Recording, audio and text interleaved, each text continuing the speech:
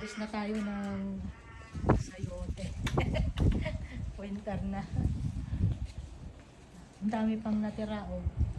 Marami na akong napitas, pero ayan. Pipitasin ko na yung iba. Ayan. Marami pang natira na sayote. Ilagay natin dito. Ayan. Dito natin ilagay.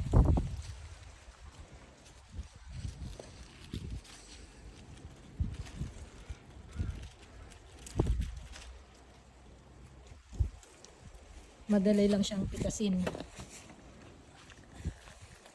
Iwan natin yung ano. Yan. Yan, kunin natin dito. Yung matitigas na, yung bin iwan natin kasi iyon ang itatanim ko. Yan. Malalaki siya, oh, bibigat. Oh, bibigat. Ito, grabe. Malaki. Oh, pitasin na natin. Oh, malalaki.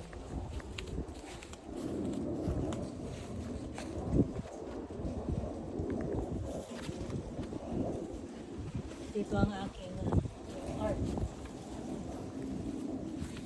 Ito din ibili. Ito maliliit pa. Lalaki pa yan.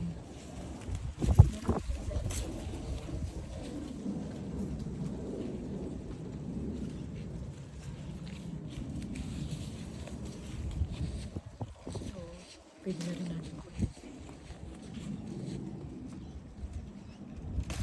Ayan. Ito ang aking na-harvest. Ang lalaki, oh. Ilang kilo na kaya ito? Meron pa doon. Pitasin natin yung iba.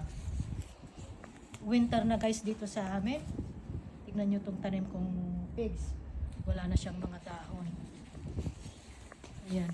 Ubos na yung dahon niya kasi taglamig na, winter. Ito yung isang kabilang tanim kong sayote. Kunin ko na yung iba.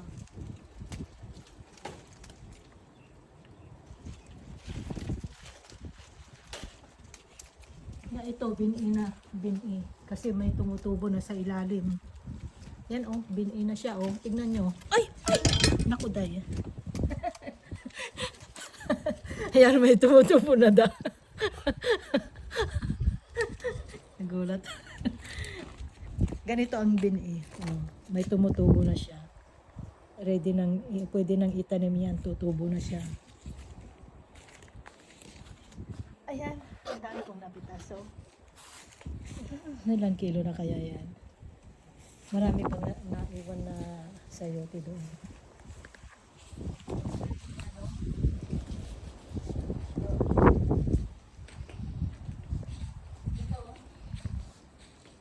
Ito yung tanim kong mulberry.